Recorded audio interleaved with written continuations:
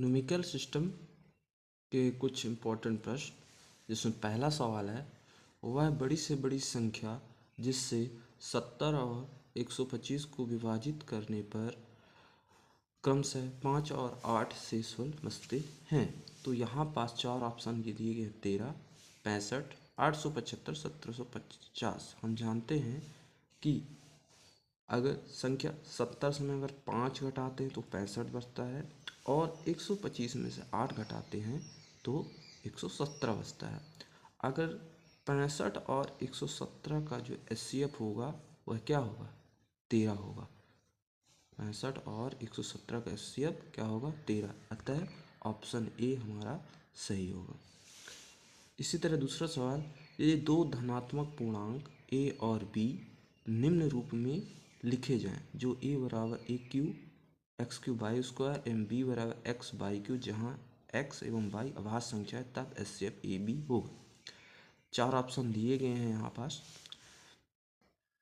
अब हम जानते हैं कि एक्स क्यूब वाई स्क्वायर एवं एक्स वाई क्यूब का एचसीएफ लेना है। एचसीएफ का मतलब होता है कि दोनों में, एचसीएफ मतलब सबसे बड़ी घात संख्या लेना।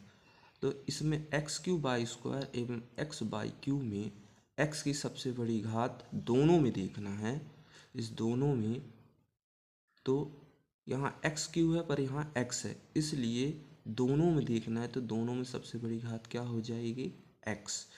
और वाई में देखना है, दोनों में सबसे बड़ी घात क्या हो जाएगी? Y square. तो अतः इसका जो एचसीएफ होगा वह एक्स वाई स्क्वायर होगा। अगला सवाल है, एक अशून्य परिमेय संख्या एवं अपरिमेय संख्या का गुणनफल होगा सदैव अपरिमेय संख्या, सदैव परिमेय संख्या, सी परिमेय अथवा अपरिमेय, डी 1।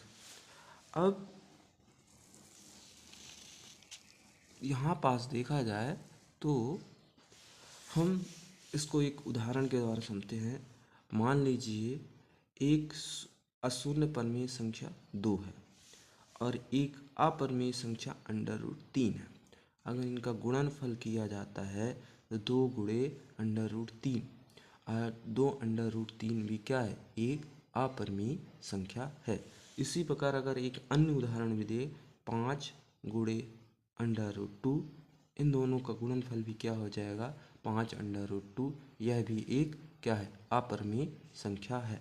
अतः इसका आंसर जो होगा हमेशा एक अशून्य परिमेय संख्या एवं अपरिमेय संख्या का गुणनफल सदैव अपरिमेय संख्या ही होगी। इसी तरह के रोचक वीडियो देखने के लिए चैनल को लाइक और सब्सक्राइब करें ताकि हमारा मोटिवेशन बना रहे।